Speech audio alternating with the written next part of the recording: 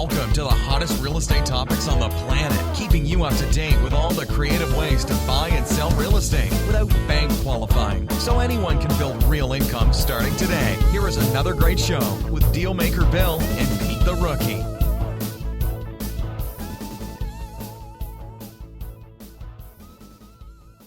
All right, here we are at another episode of Flipping Houses for Rookies, and I'm Bill the Dealmaker. And I'm Pete the Rookie. And Lisa, we don't know who. We don't know who Lisa is yet. I'm just being Lisa. Lisa the lady. Yes, that's right. So far. Yes, we'll eventually evolve to a name. Well, we have to be nice. I heard on the radio like a couple years ago that nicknames are given to you. You don't choose them. That's what I mean. We'll evolve one, and I'm a little worried, but we'll see what you'll like it, but you'll I have was going it. to say, we'll see what comes up. So, of course, the radio disc jockeys, they got to have fun with that. Yeah. So what do? They pick mob names. Oh, yeah. Oh, well. And why guys, why mob guys have certain names. Yeah. It was hysterical. Lisa the... Yeah. We'll see how you guys do. Well, Lisa was the movie star last Saturday night. I was the movie star house buyer. Peter had her on his episode. I guess Peter will tell you he was a real movie star. Did we tell you what happened? It's just a small screen. Yeah. Yes. TV star. I don't think you can even go somewhere. To be honest, I can be a TV personality, not a star yet, not with one episode. Personality, I get away with. That's about it. That's the start. Okay. I'll go with that. So, for those of you that are joining us this week and weren't here with us last week, Lisa has taken on the impossible task of being somebody who works for Bill. I don't know who say she works for me. We work with. Work with. She's taking. It'll feel like 4 soon. Don't worry. It's all right. It's okay. She's taking on the acquisition manager hat for a little while until we get somebody else in there, and then probably push her over to sales. And I'm not necessarily here to advertise this, although I am doing that. What happened is we actually put a big ass training module. There's 8 modules on how you can buy property. So it's going to be. So what you do is you get 1 month for free, $1 for free. I'm sorry, $1 for free. That's an oxymoron, right? So for $1 you can test it out for 30 days, and then it's $67 a month after that. And what happens is you actually get into a community where you, Peter, Lisa, myself, Jesse, and occasionally Emma. Emma will make sure that I'm paying attention. The 4 of us or 5 of us will be in there answering questions. And we are the ones that are doing it every day, right? So if you want to know how to do something, we are there answering questions. Plus all the training is there. Plus after we do the podcast on Thursday mornings, we're going to do a post podcast where we're actually going to go into the Facebook group for, I'm hoping, a half hour. Probably will be longer than that if we have a lot of questions. And anybody that has any questions we can answer their questions. So it's like you can get a 30 minutes or an hour of coaching a week for your $67. Mm-hmm. So it's tremendous value. When you see the content, I showed it to a couple people yesterday. I have a friend of mine in Florida that's a webmaster for me, and she sometimes helps me with stuff, and I showed it to her, and she's like, oh my God, that's amazing. Which, by the way, Beth gives kudos to you, Emma. She says you did a great job, which she did do. Emma did a fantastic job making sure all the videos are made, and she spends a lot of time doing that, huh, Pete? She's always behind her computer. Yep, behind a door somewhere. So, are we live now? Yeah, we've been Facebook. Live. Yeah. So we're actually live streaming on Facebook. Hello. Hey, can we watch it? Is this on? It's I can watch it. Yeah, sure, if you want to. So everything is pretty much changed. It's a lot easier to use. Don't look. All you need to do is go to flippinghouses.club, and you can get to it right from there. You just go to flippinghouses.club, and it's all there. But the point is that we will be live streaming. When we record the podcast, we live stream them on Facebook. And if you have questions, obviously you can go on there. We couldn't find it. No, yeah. So it'll be distracting because all these people are going to hit like, and a lot of people are going to do the little hearts, and we're just going to have all those floaty things that are fun to see. Oh, really? Have you done Facebook Live? Do you see all that? Are you getting hearts and likes? Lisa, Lisa. Your paper and pencil guy. Lisa. You Who just was I took a thinking of? totally masculine man type thing. I'm going to buy houses, and you girlied it up. What's up with We're that? gonna get hearts. Hearts How about little floating. ponies? Little hearts. Little and ponies? Are there Oh, things my floating around him? God, she girling it all up, Pete. It's going to have a pink background if we're not careful. I didn't You girl know, it up. That's I Facebook think Live. I represent the newcomers, the newbies to this. I think you're going to represent the ladies. There's something in there because you are a girl.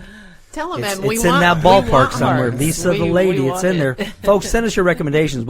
Lisa the lady, it's in there somewhere. All right, the other announcement we have is for those of you that can see us on camera, we have our Neil's Donuts for Peter. He opened them, but Oh, good Lord. look I didn't at eat those. them. Good I God. just broke the seal. So this is your celebration, Peter, that you've been. Let I me like those. I like those. let me rephrase this. Let me phrase this perfectly so I don't mix words. Okay, there are your donuts. Yes. Stop whining.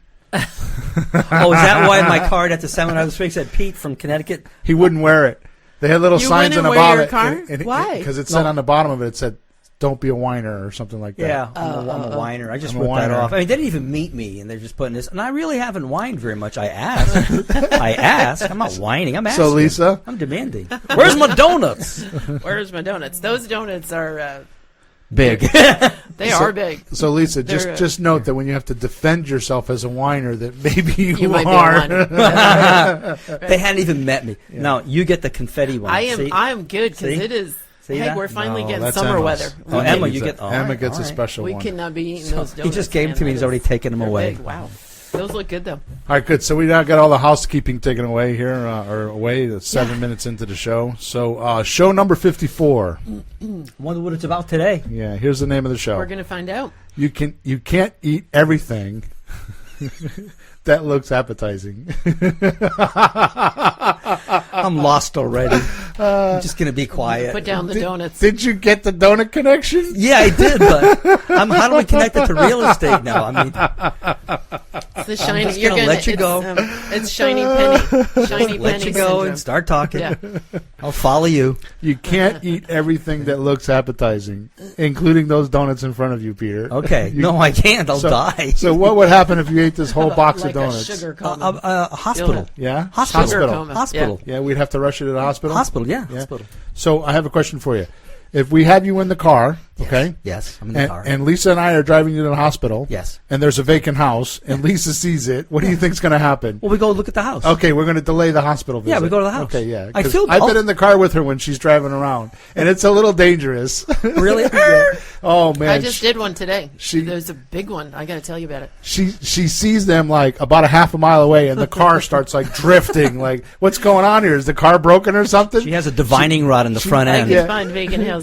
She's no longer looking at the road. She's like looking at the house and like doing evaluation and looking at the So you buy neighborhood. houses. I do, and I like those vacant ones. There's a And house there- actually, this 99% of the time they're truly vacant, and today really. I actually drove in and took pictures, and the lady came out the front door. I was like, okay, wow. But I'm pretty sure it does have a for sale sign, so it is distressed. I think she's just happened to be still living there. But So let's talk about this for a second. I know Yeah. we're diverted here, but Yeah. it is really Yeah. what we talk about.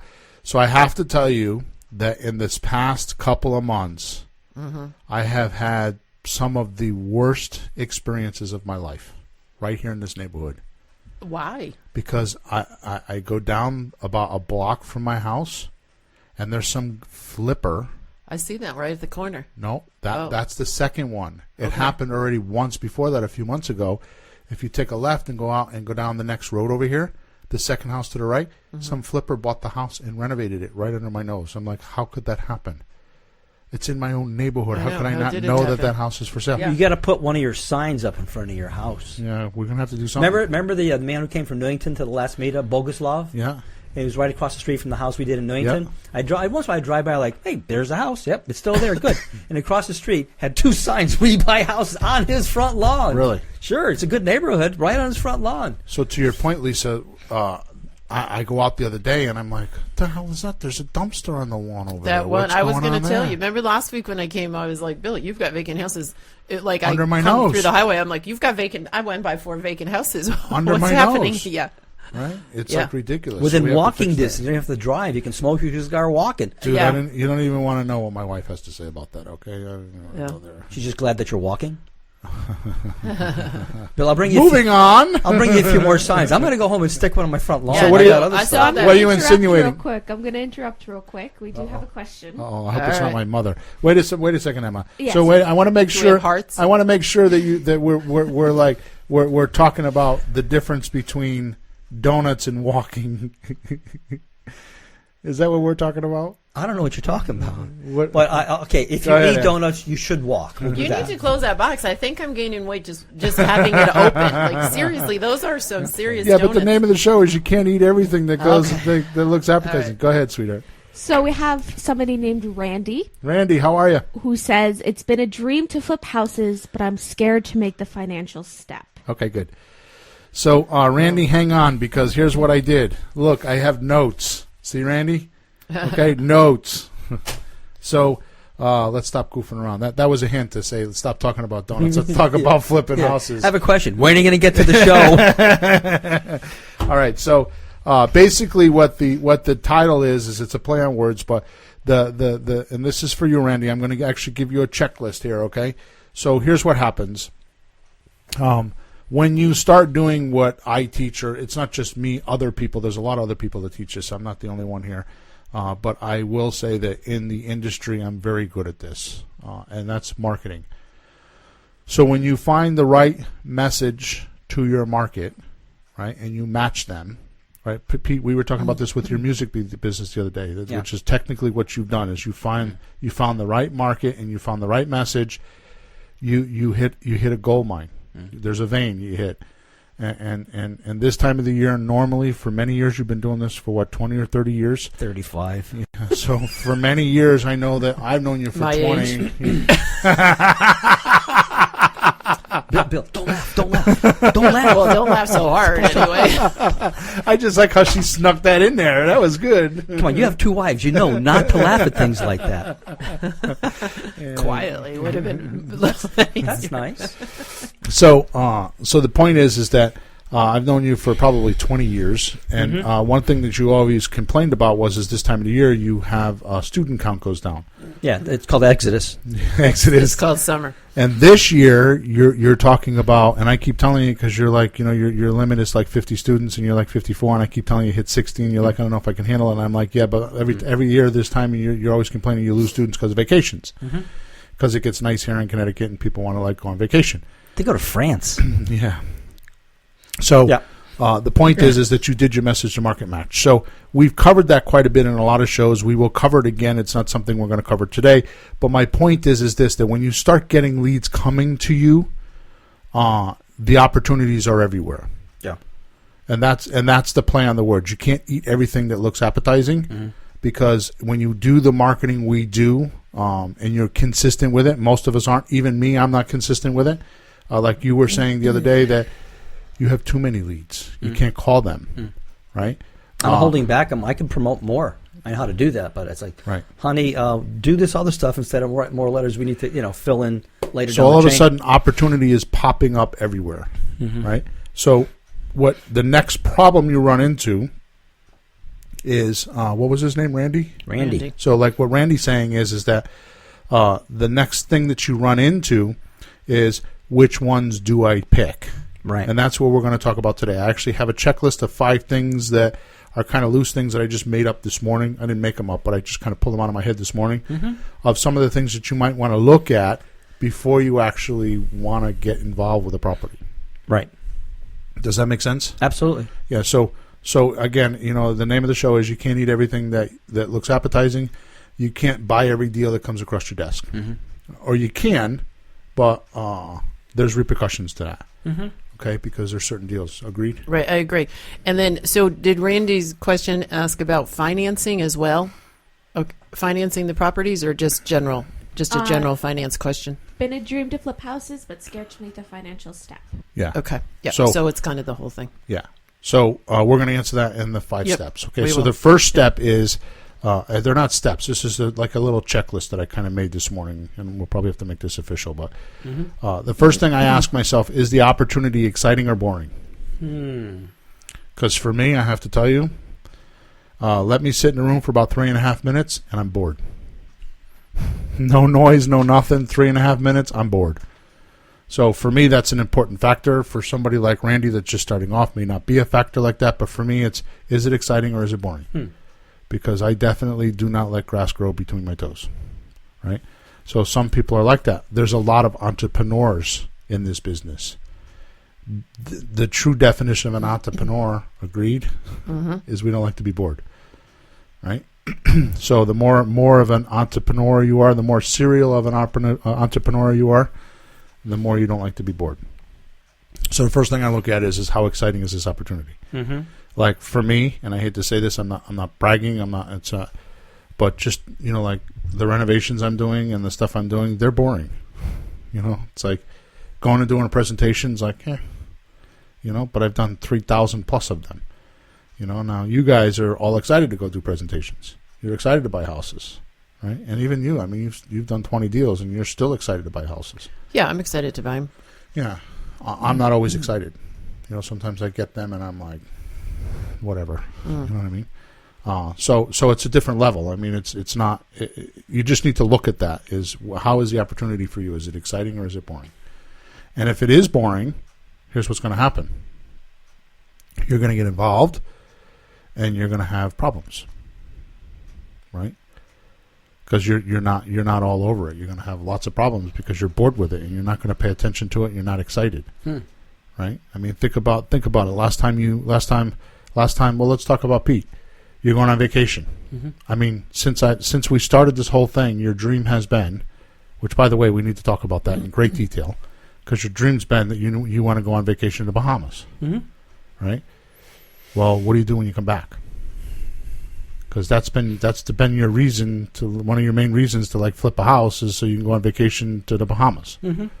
So now that you have that, you wrote the check, you're on your way, you're going in another week, right? So what happens after that? Book another one. Well, I've been consistently like rinse every and year repeat. Rinse and repeat. Rinse and repeat. We're going to Bahamas, baby. Repeat. Repeat. Yeah. Repeat. That wasn't even a pun, but we could. You're just funny without trying. Yeah.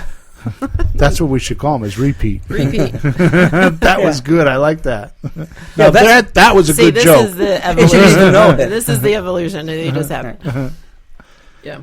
Right. So the point is that you get what you a lot of times people will get into flipping houses and they have some problem they're trying to solve, like income or money, and they'll make that 20 grand or that 30 grand and they'll think it's a lot of money, which 20 or 30 grand is a lot of money, but it's not a lot of money when that's all you have.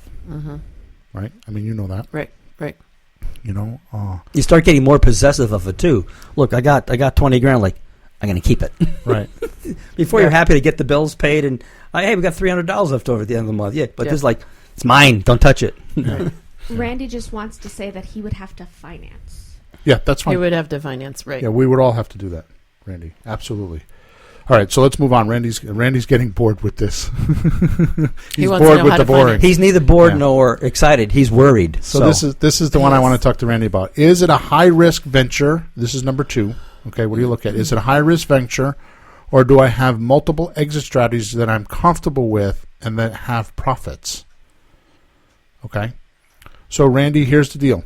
What you need to do, I don't know if you found us on Facebook or you are one of our regulars, but go to flippinghouses.club, and there are 10 videos there to show you how to buy and sell houses. And what I mean by that is the offers that you could make to purchase houses.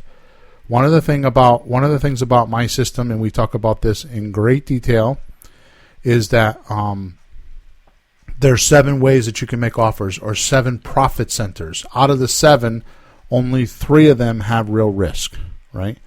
So I'm going to rattle off the 7 because maybe does Randy know about these? Ask him. Is he not replying? Randy, do you know about the 7 offers? Why don't you type in and let us know?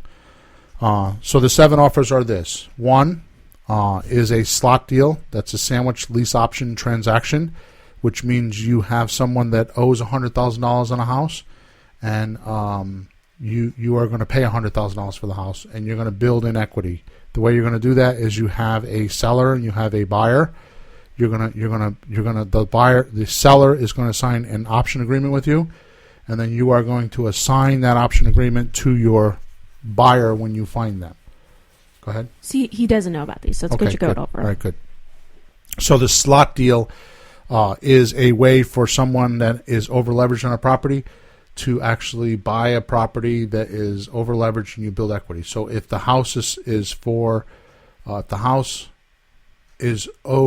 $100,000, in other words, the seller owes $100,000 and the buyer pays $110,000, there's a difference of $10,000, which the buyer will do because 81% of this population in America, anyways, is not financeable, right? So that means 19% of the population is financeable. They can go get a mortgage, okay? But 81% of this population in America can't get a mortgage right now. So you're going to find someone that has no equity. Let's say they owe $100,000 and the house is worth $100,000. You're going to take your seller and your buyer and you're going to match them up, and you're going to collect the fee of $10,000 to do that. And the reason why it's a fee is because you're actually signing an option agreement, and that option agreement is from your seller. So your seller is actually giving you an equity share in the property, and that is why you can do it without doing a license. I'm like doing this no justice because I want to buzz through the list and keep going on what we're doing today. Just go to flippinghouses.club, and you can for $1 you can watch all these videos. There is mega training in there that will help you with this. So that's a slot deal, right? So you can do a slot deal. The point here is that there is no risk and there is no money. You don't need any risk. You don't need any money. All you need money for, if anything, is to advertise the house once you get the contract. It still seems that people want to flip. Well, I was going to say, yeah. I mean, even when it's risky, they want to do that. I mean, right. I don't understand, and I don't know if Randy can answer this for people, but why would you want to do that if you're scared to do that and you don't do it, then you don't do anything when you could do another deal? I do whatever comes my way. Whatever comes your way, we just do. Right. I don't care which one it is. We have private money. We can do it safely. It's fine. But I'm glad to do a slot deal and make $5,000. Yay. Right. Now I have some money. I'm not as worried about my next thing. But it seems that people just want to do the flips, and then they're worried about it. So I don't understand. If you really want to, go ahead. If you really don't want to, do something else. It's just that's what most people know. It's because that's the common way. It's the common way. And but he knows your other deals, and I'm sure other people know the deals. And I've talked to people, but they just really I really want to do that and make it look beautiful, and that's fine. I like it too. But I'm just wondering, if you're really afraid, don't do it. Do another deal. Just do something. I think he Get didn't going. know the other deals, though, right? Yeah, he has seen, right? He's seen them. No, he hasn't. He has not. Oh, he said okay. he has not. Okay, I thought he he has did. not. Okay. All right, so there's a slot deal. Yeah. So that's if there's no equity. Yeah. If the house has 10% worth of equity, you can do an option agreement. And all that means is you find somebody that has a house for sale, they have 10% worth of equity, you sign an option agreement with them, you give them $10 or $100 for the option consideration money to consummate the deal. And then you go sell the house, and when you sell the house, you sell it and make 10%. And so if you found a house that's worth $100,000, they owe $90,000, or they're willing to sell to you for $90,000, you go advertise it in your neighborhood, you sell the house for $100,000, and at closing you make $10,000, or $10,000 minus your marketing money. Mm-hmm. Then the next one down is the lease option deal. That's if you have 15% worth of equity. So if you have 15% worth of equity, you can do a lease option. That means that you lease from your seller with an option agreement. Okay, so if it's a $100,000 house, you can do up to $85,000. So you can do the option agreement part for $85,000, and then you can lease the house from them until you can get a mortgage. You're going to go find a buyer that will lease from you for $100,000 because you signed a lease agreement, option agreement from your seller for $85,000. So there's a $15,000 spread, and then you're going to get cash flow on your payments. Like suppose your payments are $500 a month, you're going to sell them to the seller or the buyer for $1,000 a month or whatever the number is. Okay. So because of the equity and the value and the payments, you're actually making some money, so it's worth staying in the deal. So that's the first time that you actually do the three types of income that we like to talk about: money now, money monthly, money later. Yeah. Okay, and there's a whole bunch of stuff about that. And again, if you go into some of the training, you'll get this stuff. In the $67 a month group, all this stuff is in there. Okay, so on a lease option, so you're going to lease from your seller, right? Just shut my phone off. You're going to lease from your seller. I don't even know what that means. Emergency it starts with. Em, could you look at that and see what that is? Make sure it's nothing bad. It's fine. It popped up. Okay. So you're going to lease. That's Emma. Somebody's Not an waiting. emergency. Wait a minute. He go like, is he on the show yet? Right. Boom. Send. They're like, See if you can distract. 911. I'm Yeah. on my way to the hospital. It's not Yeah. an emergency, really, though. Don't By the way, if Lisa's driving the ambulance, you're not getting there unless Not if there's a vacant house. there's a vacant between house. us She's and going to not make it. All right. So number 3 is lease with an option, which means that you lease from your seller with an option. You sell to your seller with a lease with an option. I'm sorry, you sell to your buyer. Does that make sense? So it's so again, there's no risk. The only money you have tied up in this deal is the $10 or the $100 with your seller on your option. Mm-hmm. Which, by the way, if you listen to us enough, you'll soon realize that you bought an option agreement for $100 and sold it for $10,000. That's where the money is. Mm-hmm. Okay, so the money's in paper. Mm-hmm. Okay, the next one down is number 4, which is getting the deed or subject to. In that particular case, what happens is when the person has 20% worth of equity, you can take over their mortgage payments and they'll deed you the house. Okay, and there's a whole philosophy behind that. I've probably done my first 30 or 40 deals that way. I built probably a couple $1 million worth of assets doing that. That is what Lisa and I are working on right now. The lease option deals and the subject to deals are what we are concentrating on right now, because that's the quickest way to build wealth.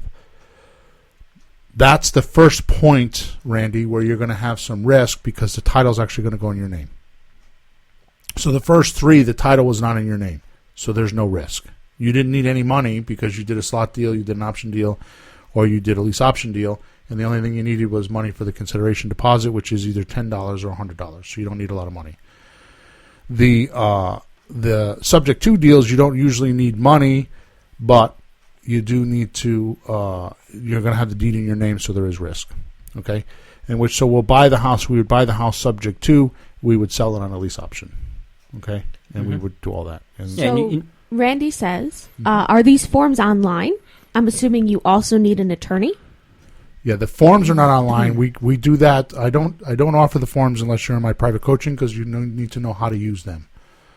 So the forms, but a lease option is something common. You can get that with any attorney. Okay, I have specific ones that I use because I've had very good luck with them. But a lease option is something that you can do in any state. What state is he in? Ask him. Randy, let us know what state you're in. So the next one down, which is subject to, the next one down is retail rehab, which is what we're familiar with. It has to have at least 30% worth of equity, okay, minus repairs. That's if you want to learn about that, then just go to HGTV and get your own education. Yeah, but you're not there. going to get the numbers there. You're not going to get the real numbers. That's what people may be worrying about. But if you look at Bill's system, you got brilliant formulas so you can calculate what you should or shouldn't do. Right. So you know that you're safe. The worst that would happen, instead of making 20 or 30,000, you make 5 or 10. Or if you broke even, is that the worst thing that could happen? How about paying tens and twenties of $1,000s to learn how to do it and not do it and just pay the money? Right. If that's your education, don't worry about it. But you have to have the right formulas and just do some research. And I hear the guys going, "Oh man, I had to spend another $2,000 on this deal I wasn't expecting." So only making 40,000 out of 42. I'm crying for you. I'm really crying. So I mean, that's how these guys worry. But what's the worst thing that'll happen? Yeah. But you have to have the right formulas, and then you're not going to worry about it. Other people guess, and they say they do a bunch of math. They should, I shouldn't I? Use the formulas. Right. That's what you get. So let me explain to you what I think about a rehab, because I've got 6 of them right now. Does it start with P, pain, and end with ass? Yeah. So just checking. Absolutely, I'm not even joking around right now, and you can attest to this, I'm sure.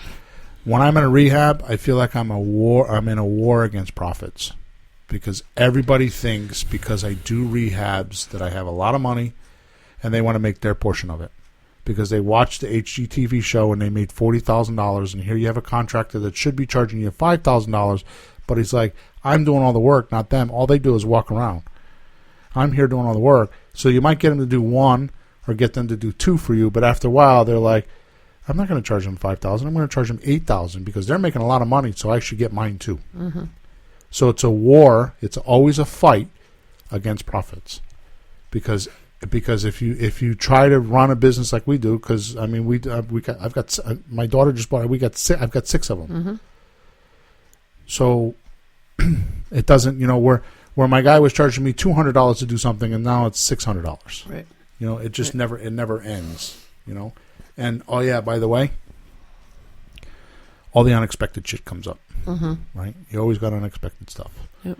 Well, you definitely have to manage contractors, manage budget. There's just a lot. There's just a lot of moving parts, but it's. It is by far the hardest and the worst way to do it, which is what Randy's talking about. How do you do that? Well, you do. I'm going to tell you, you don't do that first. You do some of these other deals first and get used to what you're doing, and not have the risk, and then eventually do one of these deals. Mm-hmm. But you shouldn't do that. Shouldn't be your first foot forward. Yeah. And in case anyone's thinking, it sounds awful complicated to get a house and do a lease and find a person and do a lease and do a thing. Well, add to that reconstruction and rehab. Add to that. So if you think that's complicated, try a rehab. It's not that simple. You still have to find them. You still have to fund them. There's a lot of paperwork involved. So it's actually less work. Right. So you have to do some work. It's not magic. It doesn't television. But if you want to do it, I think it's fun. Okay, so let's run down the list. So first one was a slot deal. Second one was an option deal. Third one was a lease option deal. Fourth one was a subject to deal or getting the deed. The fifth one is rehab retail, which is what we're talking about now. The sixth one is wholesale, which is again, Randy, there's no risk if you find the house. It's got 40% worth of equity or more, so you buy it at 60 cents on the dollar. I can buy it in my name and then assign that contract to Lisa. So I could put a deposit down of $1,000, right? And then have you come along and give me $10,000 for that contract. Okay. Again, there's no sell risk. The deal. Yeah, there's a risk of $1,000. And the only reason why I use $1,000 is because for whatever reason there's like an unspoken rule of when you write a purchase sales contract you should give them $1,000. Oh, I'm doing one now for $100. Yeah, I was going to say I've been doing $100 and $500, but you could do that. Mm-hmm. Okay, so the point is that it's much like the option, except it's a little bit different because there's going to be a cash sale in another 30 days or something like that, or 45 days. Yeah. So technically, you put the house under contract with your $100, $300, $500, or $1,000, and then you turn around and sell it to somebody else that's going to close with all the money. Yeah. Okay, so again, there's no risk. And then the seventh way to buy houses, which is absolutely my favorite, is from free and clear owners, which, by the way, 35% of this population is free and clear, meaning that there is no mortgage. They have no mortgage. They have taxes and they have insurance, but they have no mortgage. They own the house outright. They own it for cash. Mm-hmm. Okay? So those we do owner financing with. So if you do them correctly, you can buy them with no money down, and the person will finance the house for you.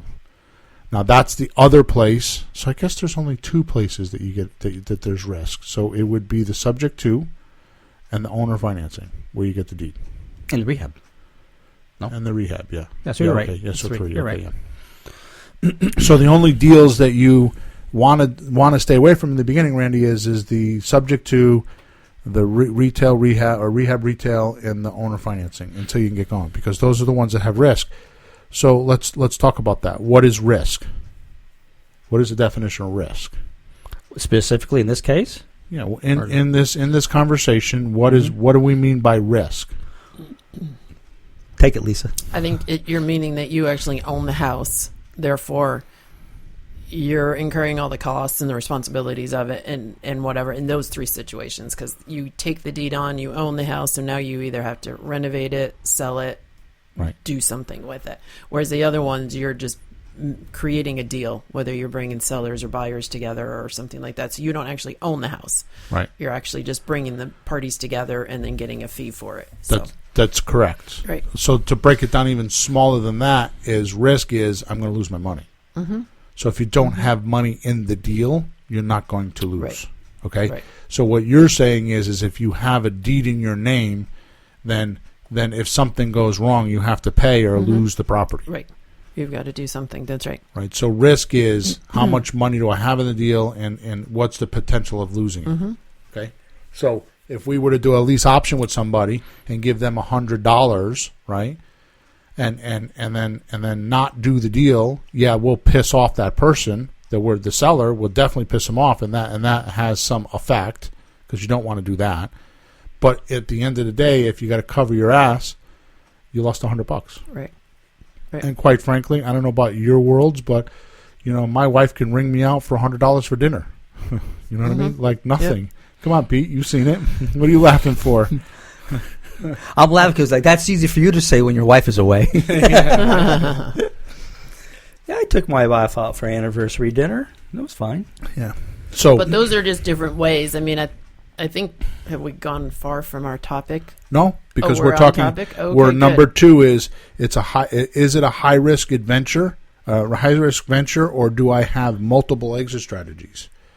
Which is what I was talking about, the 7 ways that I look at a property. Good. Which are the multiple exit strategies, because you have to realize that when I talk about the 7 offers, I'm talking about making offers.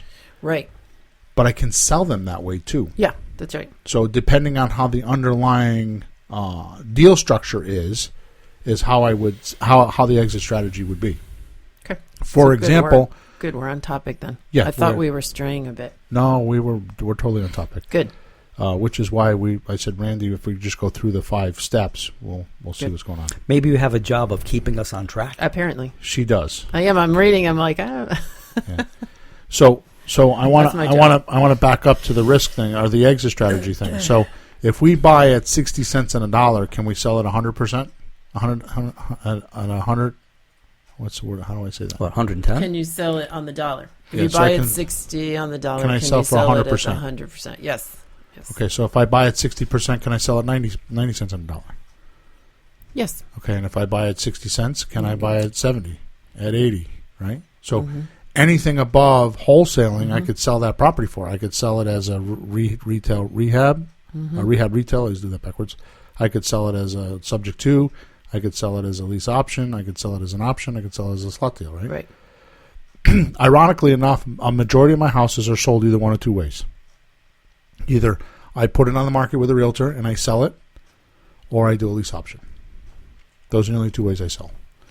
And what determines which one I sell that way is how I borrowed the money. Do I have 12 months worth of money? In other words, my loan that I bought the house with is only good for 12 months. Or did I buy it subject to and I got 27 years to pay for it? So it really makes a difference on how I purchased the property. Right. What the underlying mortgage was, whether I assume it from somebody else or whether I actually create a mortgage with the owner or whether I borrow from somebody else. Mm-hmm. Right. Because one of the things that we do a lot of, and Peter's more into this than I am, is IRAs. We tend to borrow money from people. I mean, one of the things that I kind of chuckle about a little bit when I hear it in my mind is I don't know anybody that has any money. I have no money. Like Randy saying that, right? I don't have any money. I have no money to invest. I'll bet Randy $100 in a cup of tea, all right, that I could sit down with him and just with the people he knows, he could probably raise $500,000. He doesn't even know it. Especially if you tap into IRAs and retirement funds. Mm-hmm. Okay?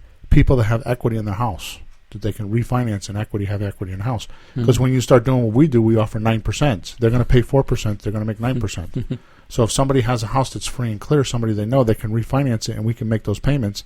And they're very safe because what we do is we secure their loan with real estate. So it's the safest thing in the world. So it is. We can spend a whole topic. We can spend a whole session on lending because it's much easier than you think, Randy. Yeah.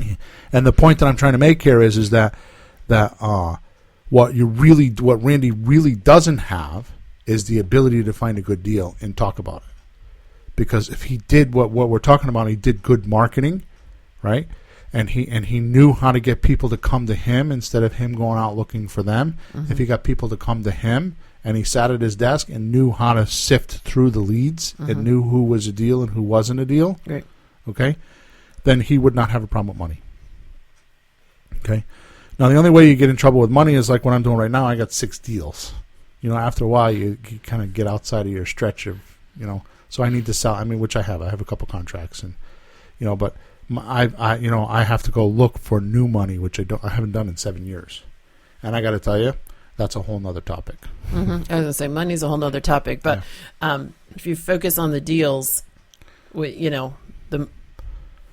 can find the money. Yeah. When they're the right deals, you can find the money. And I know when you're in the beginning, like Randy is, when you're in the beginning, it doesn't seem like that. It doesn't seem like everybody thinks they got to have the money first. No, you got to have the deal first.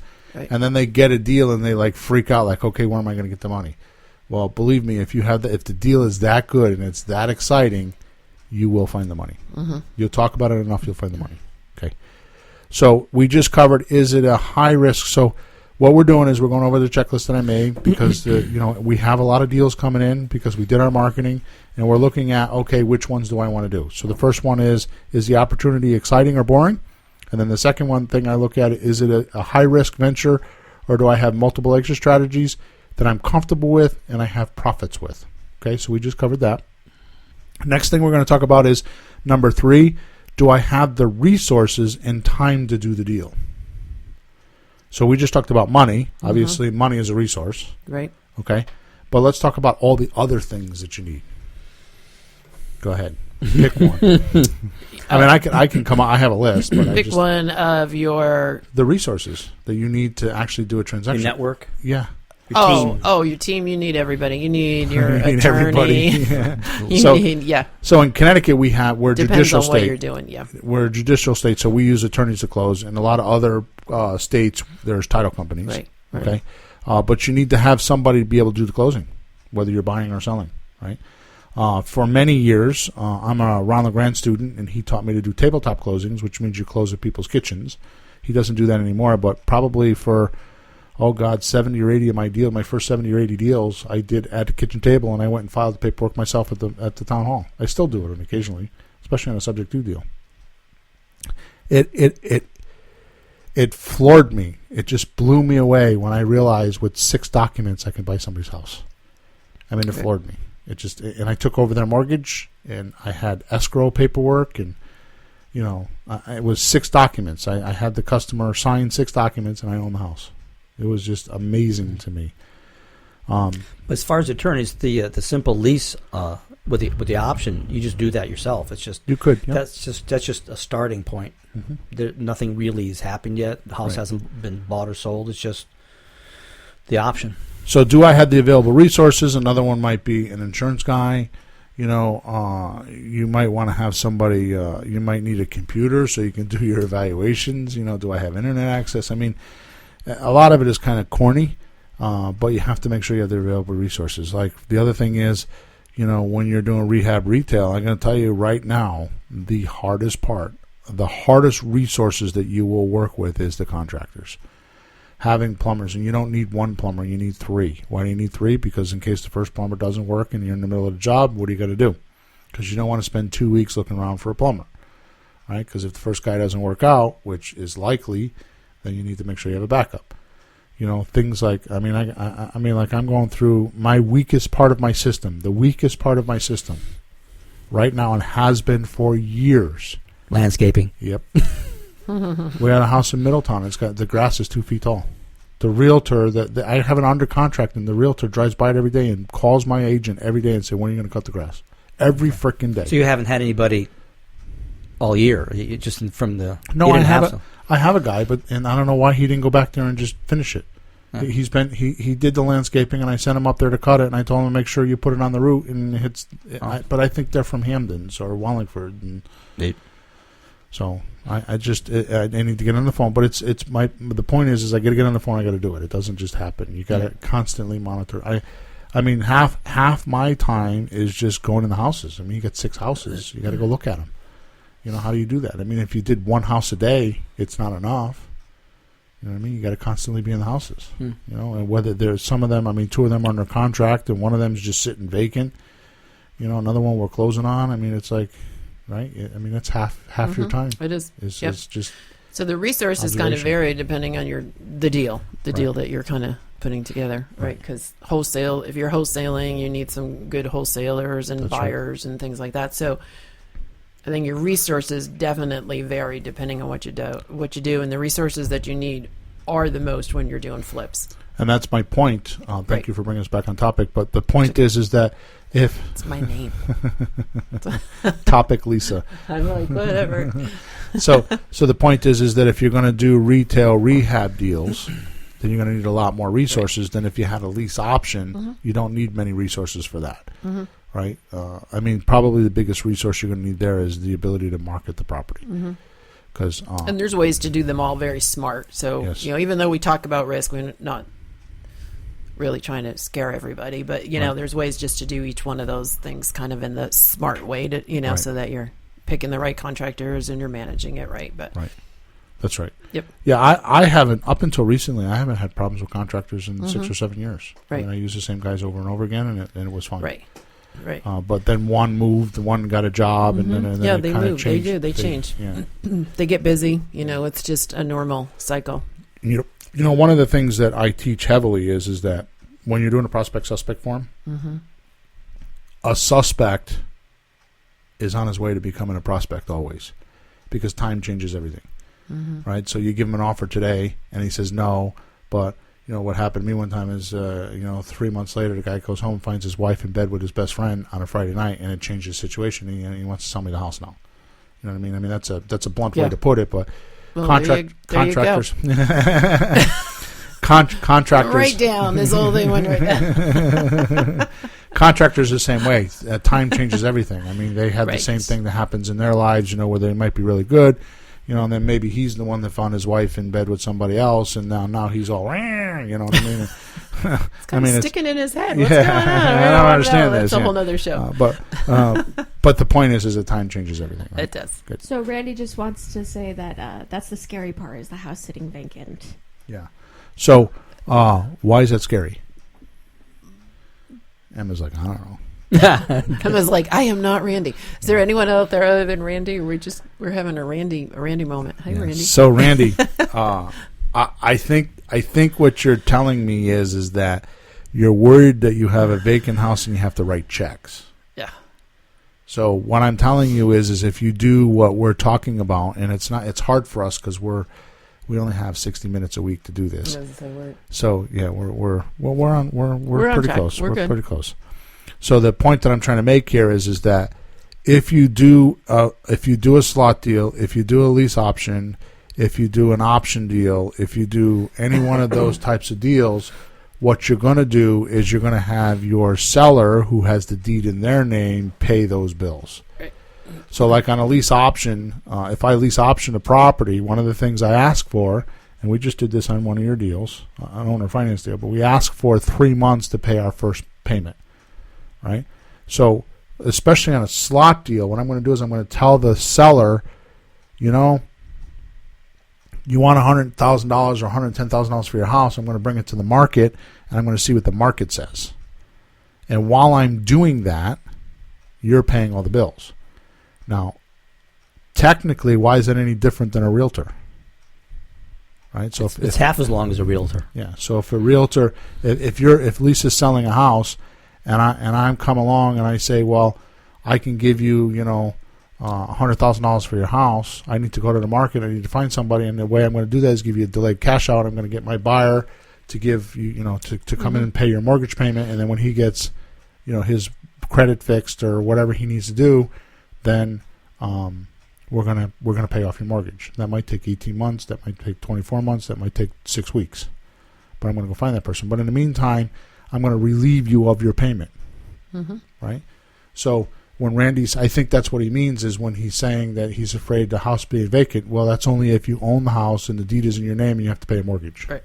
Then yes, it's scary. Okay. But you would have to build that into the financing. No answer. Okay. You'd have to build that into the financing. It's part of the deal. Yeah, I mean, you do all the numbers and you add that because it's not going to sell. Well, my house sold in 5 days, but you can't count on that. Right. But even though we had it for a few months while we were working with it, you have to build that into the financing of it. That's the formula. It's part of it. Or if you're doing a lease option, you ask the seller to give you 3 months before you make your first payment. So you make the first payment in 4 months. Because it gives you an opportunity to go find your buyer and not have to pay. Okay. So it's not scary then. All right. So that was number 3. Do you have resources? And I think Lisa makes a good point, because depending on which deal you are, you're going to have different resources. Right? Good one, Good Lisa. point. Good one, Lisa. Good point. I want a bunch of hearts. One for Lisa. Are there floating hearts coming around, Emma? Little pink Floating ones. hearts, please. Could you push the floating heart button? Just hit heart. Heart. All right. Number 4. Will it require an Flower. investment of my own money that I don't have? Right? So I never realized this until recently, but I come from the car business, and we had a lot of philosophies in the car business. The car business is probably the most unique business that you can be involved in, because there's so many facets of it. You think real estate's, oh my God. Because most car dealers borrow money to buy cars, just like we do with houses. Exactly. They call it floor planning, and there's money, and there's money. There's 2 ends. There's the buying portion of it, and there's the selling portion of it, and each one is their own entity. So it's interesting. But with cars, they move a lot faster than houses, right? So it's quite interesting. But one of the things that I used to do, I used to be the buyer, and I used to buy a lot of cars. I used to buy. If I didn't go to the auction on a Wednesday and spend $75,000 or $100,000, I was a loser. I had to buy 7 or 8 cars or 9 cars or whatever it was, and that was not easy to do. Right. Okay. But what I realized from the car business, the reason why I'm talking about that is because it was a velocity of money. In other words, velocity means how fast does it flow? What's the speed of its flow? Right? And I realized that the same thing is in the house business. So it's not so much if I have $10,000 in the bank, should I put it in this deal? It's more like, if I put the money in this deal, when can I get it back? So it's the velocity of the money, right? So I think when you're making that decision, whether you have money or don't have, now if you don't have money, that's a different story. No, it's not. Because you have to think about your person that's going to give you the money. So what's the velocity of their money? How fast can it move, right? Like, for example, what I do with my private lenders is I ask them for a credit line. I want $500,000, I want $200,000, I want $800,000, whatever the number is. And my job is to make sure that their money's always employed. So it's always making them their 9%. So if I do a deal and I pay, like right now, I'm getting ready to do a closing, and I'm going to pay my money guy back $230,000 plus his interest. I'm already thinking to myself, how am I going to reemploy that money? Because honestly, $230,000 is a lot of money in one house for me. I buy $80,000, $90,000 houses, so I'm thinking, I need to start worrying about now. I got a closing coming in another 3 or 4 more weeks, and I'm already thinking, where am I going to put that money? Now, it could be stagnant for, a month, but after that, he's going to be like, what's happening? Are you mad at me? And that's how they are. When you build a relationship, that's how they are, because they want to be making their 9%. Okay, so the first, on number 4, I'm thinking, does it require any of my money?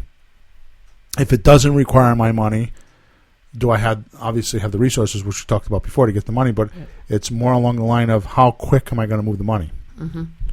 Right? How long is the private lender going to give it to me? Because velocity of the money is important.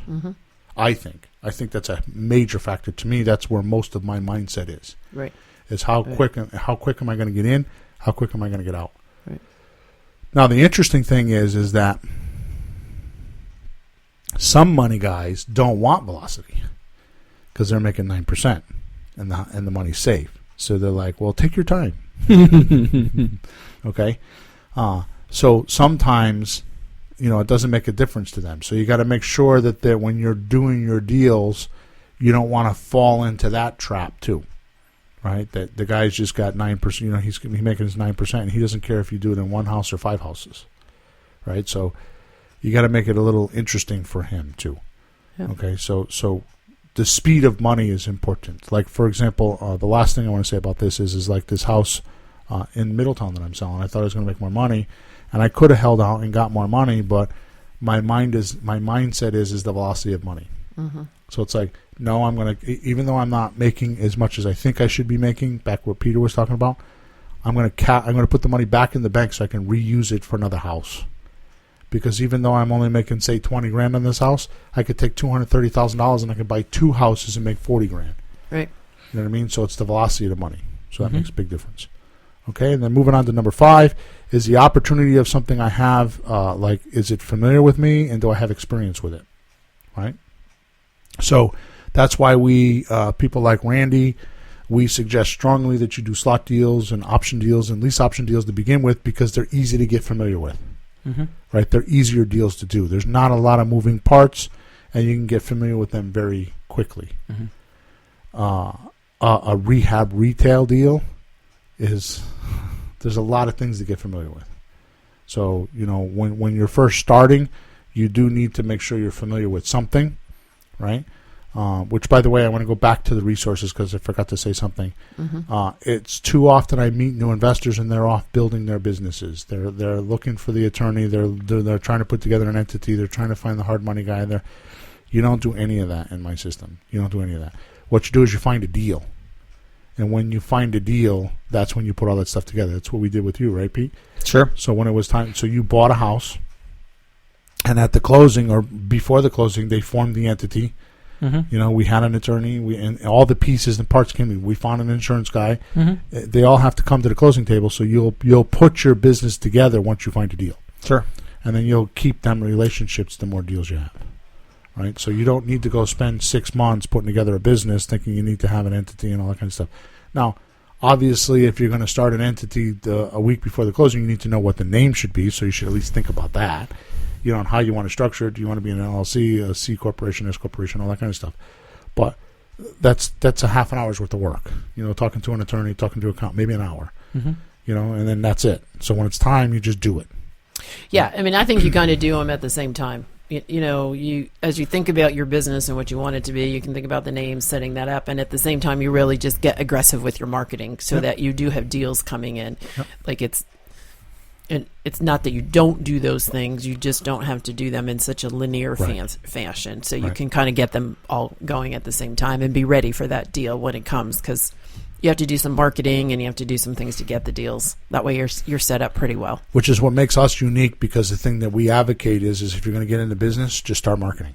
Just start marketing. Just get a deal. Right, and you can be figuring out your business at the same time, because they will come together once you get a deal. Once you get a deal and you go to closing, everything comes together. Right. So versus kind of doing it all in a 30-day period. That's but right. You can do them side by side. I think is the most important thing. Is start your marketing. Exactly. That's it. So there you go. You can't eat everything you see, Peter. Can I have one? How did that all tie in, though? You're just saying focus, stay focused. Yeah, so you can't eat everything that looks appetizing, is the name of the show. Yep. So in other words, in the beginning of the show, I talked about having opportunities. Mm-hmm. And then once you have all these opportunities, how do you decide which one they were? Decide which ones. And we went over the 5 things, Okay. the 5 ways that I look at the different opportunities and decide, should I take this opportunity or should not? Mm-hmm. And those were the 5 things that we just went over, was the opportunity decision process. So it's like the chocolate or the honeydew? Well, those are all opportunities. Different. Just one, I can't Lisa. get over those big. Those are big donuts. All right, good. So the important things that I want to leave off with is that this podcast is definitely informative. We have people that are sending us emails. Hearts. Heart. Have we got a heart at all? Oh, I'm so happy. Thank you for the hearts, Thank whoever you sent so them. much. So you can reach us at flippinghouses.club, or you can get us at info. You can email me at info@flippinghouses.club. Info@flippinghouses.club if you have questions. We are going to be here at Facebook every Thursday morning, Eastern Standard Time, from 9:30 till 10:30. So if you have questions, we have no more questions right now. If we have questions, we will answer them. And then, Oh, yay. Okay, Yay. hearts for Lisa, throw little guitar cymbals for me, and houses That's not for a Bill. selection on Facebook. You guys seriously need to get on Facebook more. I push a little Facebook and Pete, if you're going to give advice, give good advice, huh? Those are like emojis. Those are different. You Send can, me emojis then. All right, so you can reach us at flippinghouses.club. You can go to info@flippinghouses.club. At the end of the day, there's one thing that I do know. You absolutely will have to get an education on flipping houses. And there's a couple ways you can pay for that education, which I'm going to talk about in a minute. But, my analogy is this. A lawyer will spend $50,000, maybe $100,000 for an education, right? don't we tell the lawyer what to do? When we're structuring our deals, yes, we tell the lawyer what to do, right? They do guide us. I mean, I have a good one, but yeah, we do. We start it for sure. Yeah. Well, and they we'll navigate. have to talk about that because I don't let my lawyer guide me at all. I just tell what let my lawyer do is I say I want to do this. What are my repercussions? And then I make the decision. But that's here and there. Well, that's guiding, isn't it? No. Oh, okay. Well, okay, if you say so. Consulting. Consulting. There you go. The point is that there's two ways that you're going to have to pay for your education. You can either do that with mistakes or with mentoring. It's the only way you're going to get. The only way you're going to learn a job is either with mistakes or with mentoring. And obviously, we do mentoring. So if you go to flippinghouses.club, you can find that. And the other thing is, I heard this weekend. One thing that happened to me when I first started is I became a dealaholic.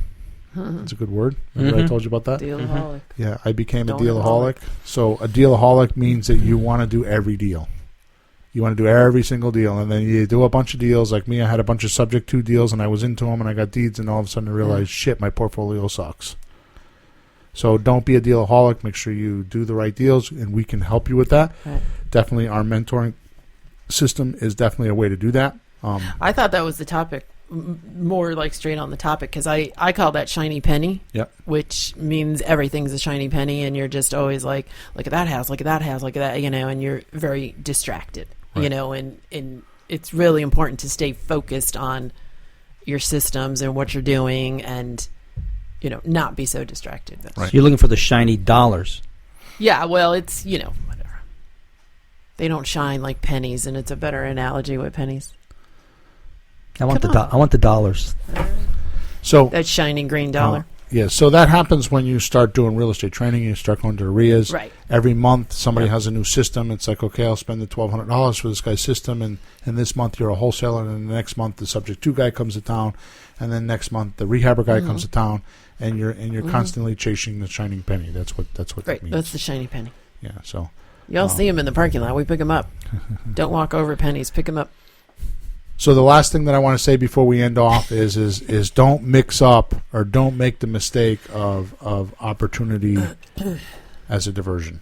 Right. Don't let it divert you. Right. So one of the things we talk about, and we will actually go back to this, is actually knowing what your criteria is on your business, knowing what terms you can offer, and what network you should use. And when you have those three pieces put together, especially your criteria, you'll know what an opportunity is, and don't let the diversions come along, right? And that's exactly what you're talking about. Is right. Like you know what your criteria is, you know exactly what you're looking for. Like me, it's a single family home, minimum 3 bedrooms, 1.5 baths if I can get them, 1 bath minimally, obviously, in certain towns. And lately, I've been talking about it lately. I want to be below $200,000 or above $700,000. And that's my criteria. And it's very clear. And it's very easy to know. So when I have an opportunity come across my desk, that's where number 5 came in, right? Is make sure you're familiar, you have confidence and experience in it. Now, on me, I obviously have a lot of experience in a lot of these because I flipped, 100, 150 houses. You know what I mean? I've done a lot of houses. Right. So I've had the experience of knowing what I like and what I don't like. I've done them. But your criteria and the terms you can offer and the network you're going to use is vital.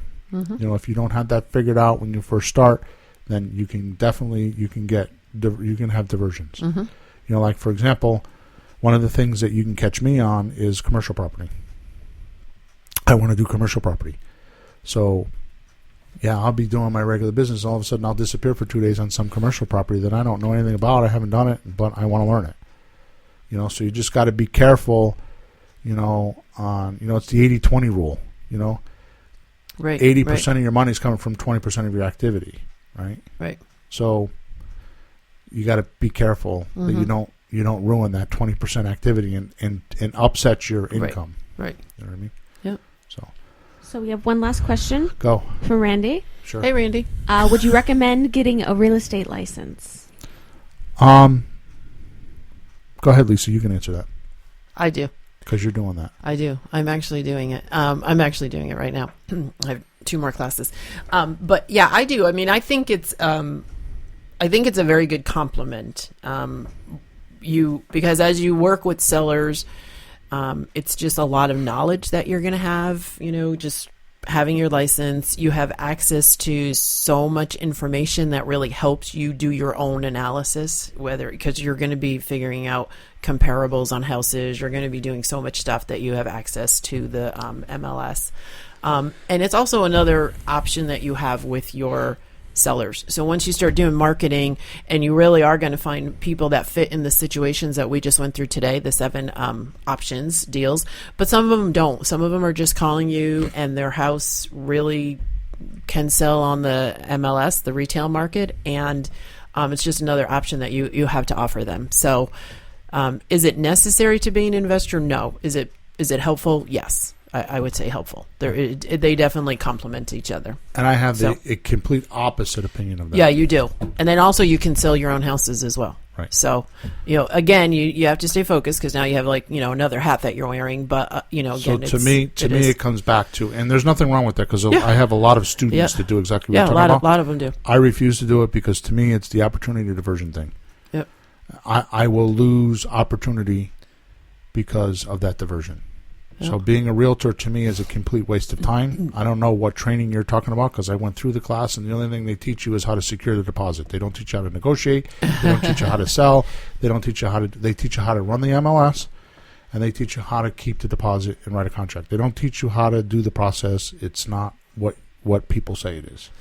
So, well, it is a different class then, because it's not what I'm doing. But so there are pros and cons. Now, I will definitely say, it is a compliment. I've been investing for almost 4 years without it as well. So you can choose to do it when you want, or, as you want. And for the past 4 years, I've just had, if I'm buying off the MLS, I've just worked with some, very strong realtors. So the point, you can do it either way. The point that I want to make, Randy, is that if you want to invest in real estate, go invest in real estate, and then later on go get your license. You don't need to get your license first.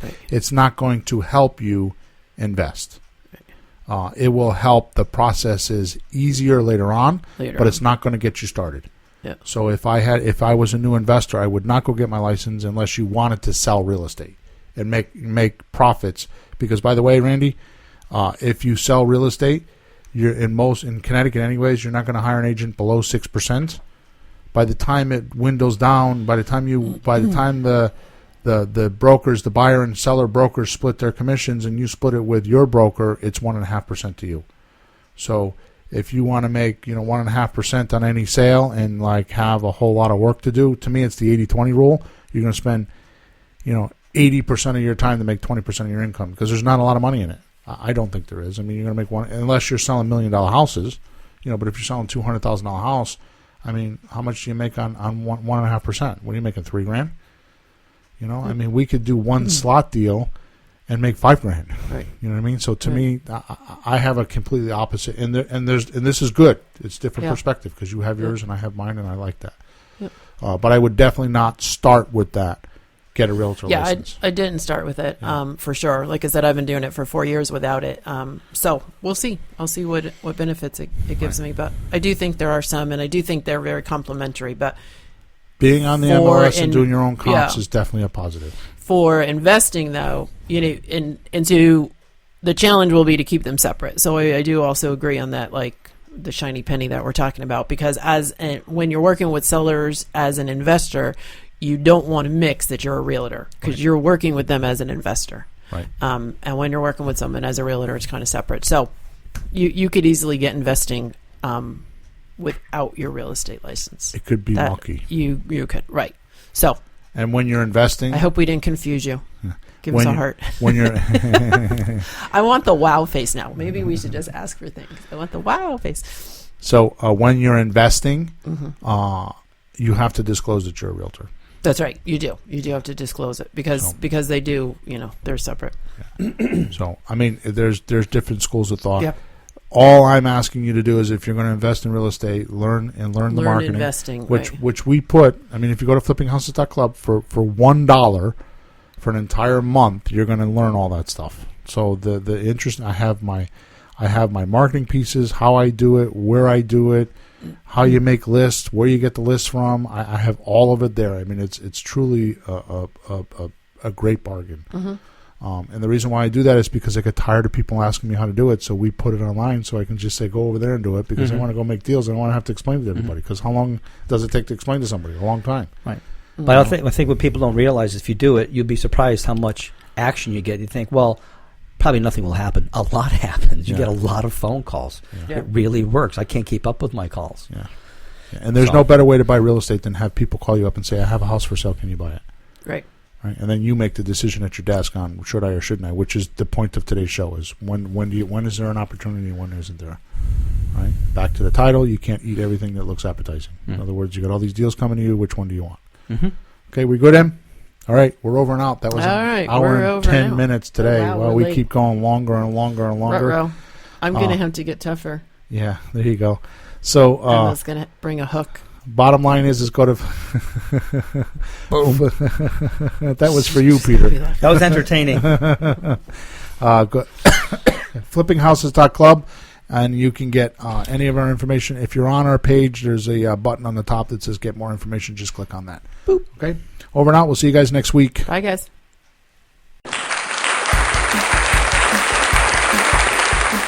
Thanks for tuning in to the hottest real estate topics on the planet with Bill and Pete. If you want to continue learning how to buy and sell real estate without money or credit, head over to flippinghouses.club for some cutting-edge real estate wealth tools. Or contact us at info@flippinghouses.club.